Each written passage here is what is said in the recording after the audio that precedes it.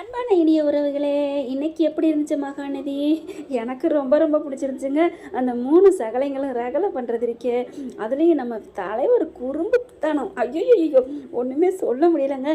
தூங்கிக்கிட்டு இருக்காங்க நிவினும் நம்ம விஜயும். ஆனால் அந்த காலை கையை போட்டுக்கிட்டு அவர் நிவின் தவிக்கிற தவிப்பும், உண்மையிலே அவருக்கு ஒரு பழமொழி சொல்லுவார் நம்ம குமரன், எலி தான் காயுது, எள்ளு தான் காயுது, எலி புழுக்க ஏன் காயுது அப்படிங்கிற பழமொழி. காவிரிக்காக விஜய் என்ன வேணாலும் இறங்கி செய்யலாம். ஆனால் நிவின் எதுக்காங்க, யாருக்காங்க பண்ணணும்? காவேரிக்காக நினைக்கிறீங்களா?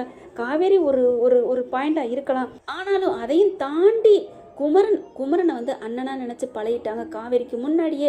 அதனால் குமரன் அண்ணனுக்காகவும் இப்போ விஜயும் பச்சைக்குன்னு பஜை மாதிரி ஒட்டிக்கிட்டார் இல்லையா, பசை எப்படி ஒட்டிக்கிறோம் அந்த மாதிரி. அதே தான் அதுக்காகத்தான் இங்கே நிவினும் வந்து இருக்காங்க.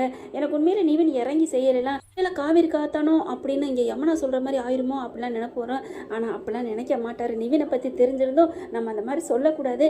ஆனாலும் உள்ளூர இப்போ வெண்ணிலாக்காக விழுந்து விழுந்து பாடுபட்டார் இல்லையா. ஏன் எதுக்காக பாடுபட்டார் நம்ம தலைவர்? விரும்பின ஒரு இதயம் அதை நொறுங்கி போகக்கூடாது அப்படிங்கிறதுக்காக.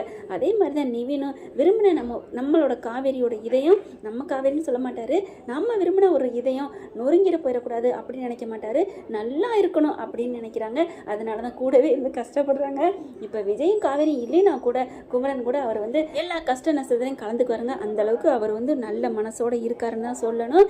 இங்கே பார்த்தீங்கன்னா அப்போ ஒரு கட்டத்துக்கு மேலே என்ன பண்ணுறாரு, காவேரி எங்கடா போகிற அப்படின்னு கையை பிடிச்சி இழுக்கிறது சீனு ரொம்ப சூப்பருங்க. எனக்கு உண்மையிலே ரொம்ப ரொம்ப பிடிச்சிருந்துச்சு. உடனே குமரன் ஒரு தாவணி எடுத்து போட்டு, நான் காவேரி தான் பேசுகிறேன், அங்கே வைங்க அப்படிங்கிற செம்ம சீனுங்க. அப்படியே தூக்கி அடிச்சு விசில் அடிக்கணும் போல இருந்துச்சுங்க.